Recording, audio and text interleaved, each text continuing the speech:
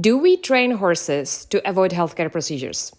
What a stupid question, right? Of course we don't want to train our horses to avoid situations like vet visits or various appointments or procedures like injections, deworming, you name it. Of course we don't want our horses to avoid these situations. But the truth is that unintentionally, we often do, unfortunately, train our horses to avoid these situations. And in this podcast episode, I'm going to talk about how this happens and what we can do better. Hey there, you're listening to another episode of the Vet Care Training Podcast. My name is Katerina Junghanzová. I am an equine veterinarian, cooperative care trainer, and I'm a founder of this educational project called Vet Care Training. I teach horse people all around the globe to help horses get more comfortable with situations like vet procedures or husbandry care, to train horses to cooperate in their care, and to even teach horses to give us their consent with whatever procedure we need to do.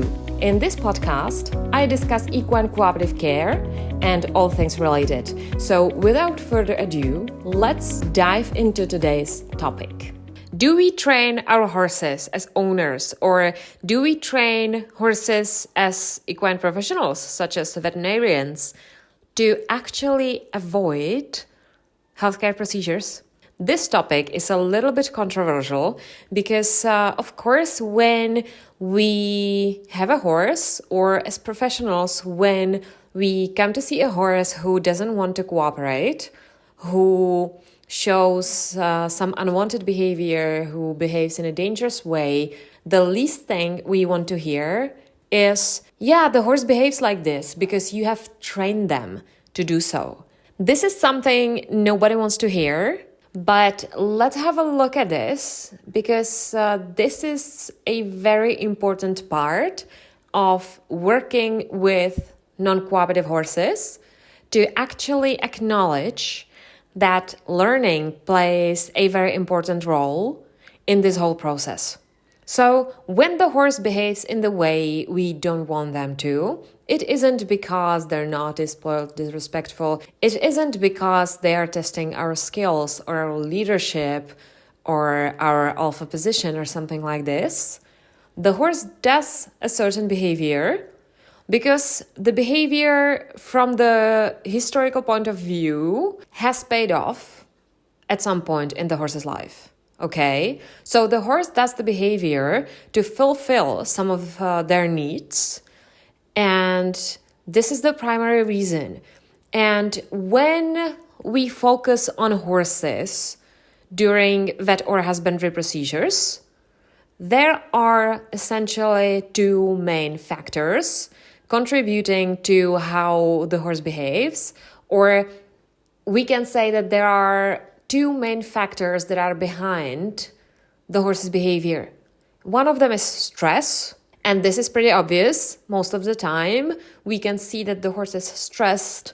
We can name several signs of stress that we observe, such as that the horse's head is high, or that the horse wants to move, that the horse doesn't want to stand still. Basically, when we look at it from a very simplified point of view, we can say that the higher the head is carried, the more stress, and the more the horse wants to move, the more stress they feel. Sometimes the horse gets into the freeze mode and doesn't want to move, but that's just another part of the stress response. But when the horse is in flight mode or possibly fight mode, they want to move. Okay, so stress is usually pretty obvious. We can tell whether the horse is stressed or not. Another thing is, if we know how to keep the level of stress the horse feels during vet or husbandry procedures low enough, at the low enough level that we can accomplish the procedure safely and without what I call unnecessary stress. When I'm speaking about things like cooperative care and compassionate care or considerate care, something like this, I usually say that it's about taking care of our horses or horse patients without unnecessary stress. So I tend to use the word unnecessary because I don't know whether it is even possible to take care of our horse's health completely without any stress, especially when the horse is already painful or when there is another emergency, like the horse ran away and people chased him down the road. You know, the horse is already stressed, but the real art of taking care of horse's health safely and ethically is to not add any more stress to the already existing stress, okay? So I hope I haven't overcomplicated it, but you get the point, right? So I usually talk about taking care of horses without unnecessary stress. So stress is one of the factors. The other one, and we usually don't really count on this, but the other one is the process of learning. So the process of learning plays a very important role in how our horse patients behave in vet and husbandry procedures and in daily care transport, similar situations, what I call the real life situations. Because the truth is that no horse was born knowing that these situations are something to avoid. These are life experiences. No horse was born hating veterinarians. No horse was born being afraid of farriers, right? These are the experiences that the horse gathers at some point throughout their life and that the horse learns, essentially. Okay, so there are more layers of learning, and the horse learns whether the situation is safe or whether it better be avoided. So this is like the bottom layer. Is the situation safe? Does the horse have to respond or react to it or not? And this is, these are two principles of learning called habituation and sensitization. And we, in this case, need our horses or equines to habituate, to get used to things. And horses can get used to vet procedures in the same way they are getting used to saddles and riders and other stuff that we use for training or for whatever activity we do with them. So we can help horses get used to healthcare procedures using the exact same principles. So the bottom layer is made by habituation and sensitization. These are opposite learning principles. So the horse either habituates, which means the horse either gets used to something, or the horse gets more sensitive to something. And when we don't pay attention to what the horse learns, chances are that the horse becomes sensitized. I talked to one of my colleagues the other day, and it was after my lecture I gave to the equine physiotherapy students, and this one colleague was a vet also studying physiotherapy, and she said that one of her patients is a mare who doesn't like injections, surprisingly, because according to my experience, when some of the horses are labeled as horses who don't like veterinarians, most of the time they don't like injections. Unsurprisingly, again, because injections are quite aversive, quite painful, so horses get easily sensitized to the injection itself, but also to the entire situation that surrounds the injection. So usually, when this condition, the needle shyness or needle phobia, is left untreated, usually it gets worse and worse over time. And this colleague of mine said, well, this one mare doesn't like injections and it's worse and worse every time.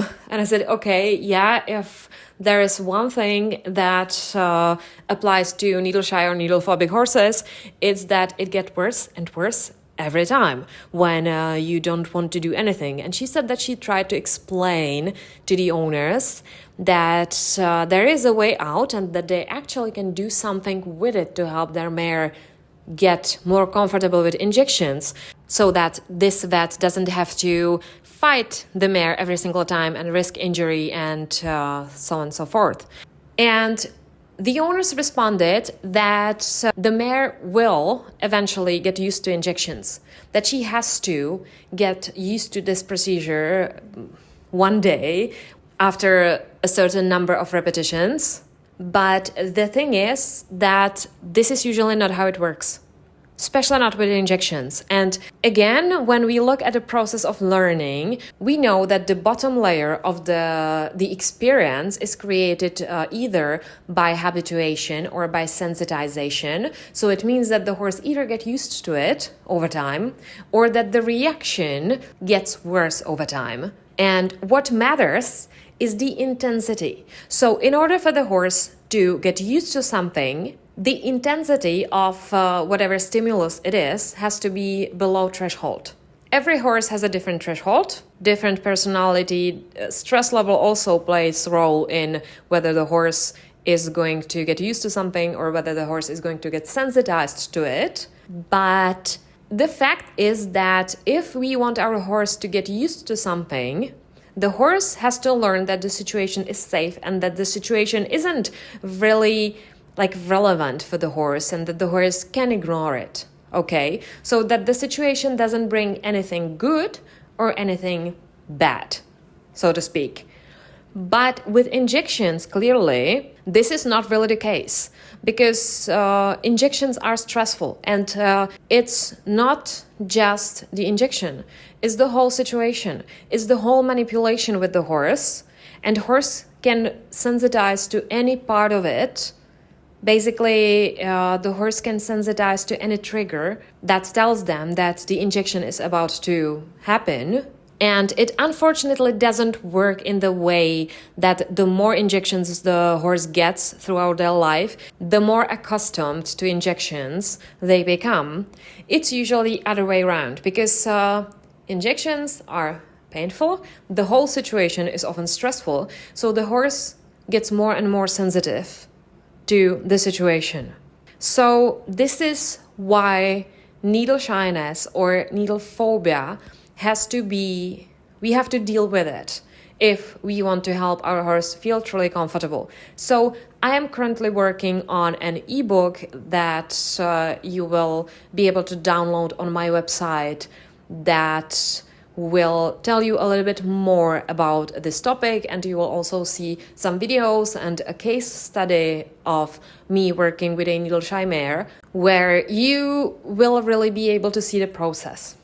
Okay, but back to learning. So clearly the horse is learning that the situation isn't safe. So it's the bottom layer. Then there's a layer of classical conditioning, and this is where the horse creates associations. So the horse is clearly associating injections with pain or with stress or with negative emotions and feelings anyway. So when the horse is in some stressful situation, the injection itself doesn't have to be the only thing. They create negative experience, negative associations with. It could be you as an owner or as a vet or as any person who is around when this situation happens, as any person who helps handling the horse. The horse can easily create a negative association with you. And what happens very often, the horse is going to create negative emotional associations with the person of a vet. So what often happens is that the vet comes to the stables to see another horse, and this horse, who is afraid of injections and of the vet, is clearly stressed, even if the vet just walks through the stable aisle. Okay, so this is learning on the level of creating emotional associations. Then there is another level, another layer of learning, and this is operant conditioning. Learning happens all the time, and So, and these bottom layers, they are not ruled by conscious mind. So the horse doesn't really think about whether they are going to be more sensitive to something or whether they are going to get used to it. It just happens. The same with emotional associations. The horse doesn't think about, they don't have to think about whether they are going to create a positive or negative emotional association. It just happens. On the other hand, when it comes to learning with operant conditioning, it's how horses learn new behavior. And on this layer, the horse learns what behavior pays off. So this is what the horse does. This is what we can see, and this is what we can usually work with, what is the easiest part of the whole experience that we can work with. And this is that the horse learns what behavior pays off, which means that they think about what helps them either avoid this unpleasant situation or get out of it when they are already in it. And this is usually what we call unwanted behavior. So the horse tries to run away from you. The horse tries to lift their head so that you can't reach them, so that you can't put a halter on them, so that you can't give them the injection. Some horses are rearing, some horses are trying to kick the people around them, right? So this is what they learned that worked. And now they are repeating the very behavior that has paid off. So this is how learning process affects how the horse behave in vet or husbandry procedures. And now, do we train horses to behave quote unquote inappropriately in these situations? Well, if we are unaware of the learning process being always present, then yes, we can possibly train horses to avoid vet procedures. Because the process of learning is always there. And I like to compare it to gravity. You don't have to understand gravity. You know that when you drop something, it will fall. You know certain rules, but you don't really have to know the definition or know the principles, but you will see its effects. And you will see it when you work against it.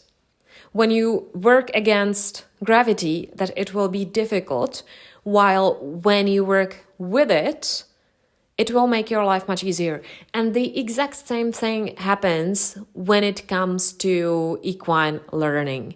When you know how this process works, and when you know what horses learn, and when you acknowledge that they learn also in situations like vet or husbandry procedures, then you can use the exact same principles to help the horse get used to vet procedures, or you can take it a step further and you can even use these principles to teach horses to cooperate in their care.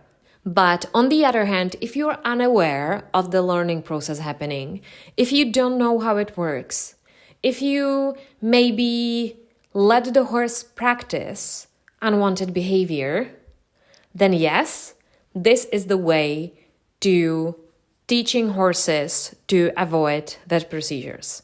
So yes, this is what happens, and this is what I think we should take responsibility for.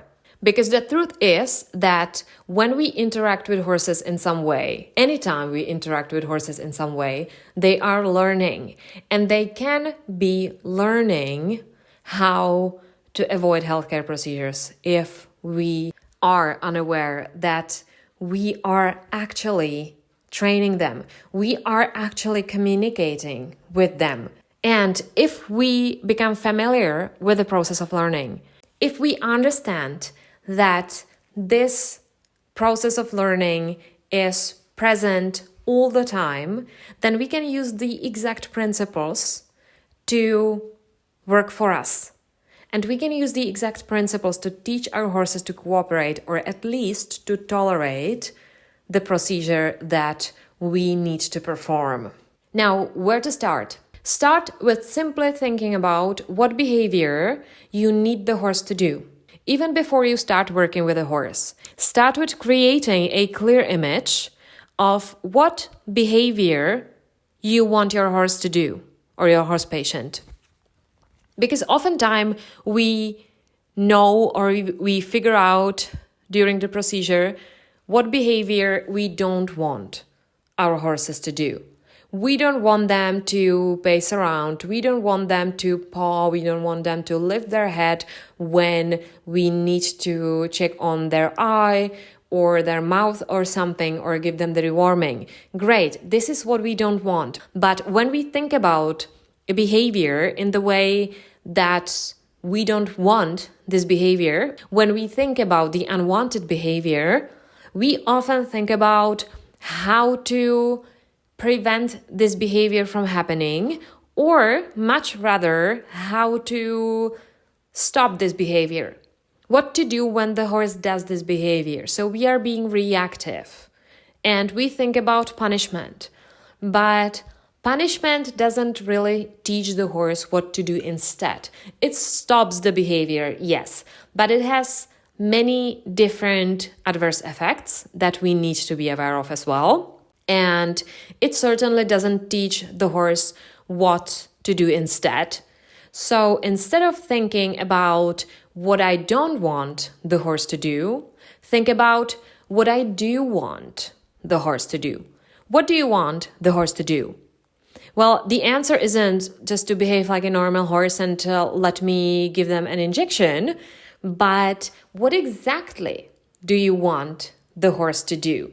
So most of the time, the behavior you would like to see is the horse standing still with all feet on the ground, with their head in a natural position, let's say. This is what you would like to see most of the time, probably, for most of the vet procedures. So create this very clear image in your head, and then you will be able to spot this behavior and start reinforcing this behavior.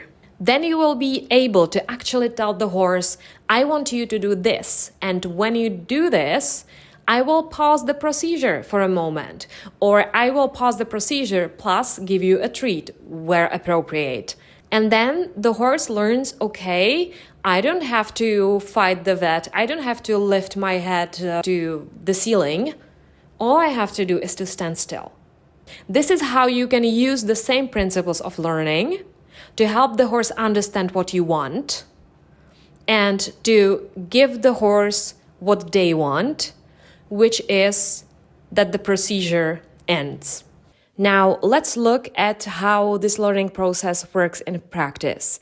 So, let me give you a practical example to demonstrate how we can possibly train horses to avoid vet procedures. So, let's say that, it doesn't matter if you are in the position of a veterinarian or a professional, or if you are in the position of an owner, but let's say that you want to check on your horse's eye. Okay, you either need to put some eye drops or some medication, or you just simply want to see if the eye injury is healing, for example. And you don't really think about horse's behavior. You just assume that the horse will tolerate it. So you just come to the horse, you grab them by the halter, and you try to reach their eye with your hand. You know, this movement, like a typical movement when you want to reach your horse's eye. So you do this movement with your hand and your arm. And when you touch the sensitive area around your horse's eye, your horse lifts their head just a little bit, just a few centimeters or inches, just a tiny bit, but enough to learn what the correct response is when they feel some light touch around their eye. And why is the horse learning that the correct response is that they lift their head? Well, it's because when you touch them and they lift their head, you usually stop touching them. You usually can't keep in touch literally with them. You usually can't keep the contact, because the horse does a sudden movement and you are not able to keep up with it. Like, this is normal. It doesn't have to be any huge movement. The horse just does some sudden movement and you cannot keep the same level of pressure, essentially. Okay? And then what happens is that the horse has learned through negative reinforcement, through the release of the pressure, that this is the correct answer. And negative reinforcement happens a lot in vet procedures because many of the vet procedures are aversive. And when a horse figures out how to get rid of some aversive stimulus, then this very behavior leading to it has been negatively reinforced. And this is what happens every day. I can see it a lot when we are manipulating with horses or performing some healthcare procedures. I can see this a lot. And these are the situations of micro learning when we shape the horse's behavior, but we don't pay attention to it until we can no longer handle the horse's behavior. Maybe now the horse lifts his head all the way up almost to the ceiling, or maybe the horse starts jumping or something like this. So then we probably start feeling like we have to punish this behavior because the horse is being naughty. But the fact is that we have been reinforcing this very behavior like 10 times before we shaped it to this form. Isn't it mind-blowing? Think about it.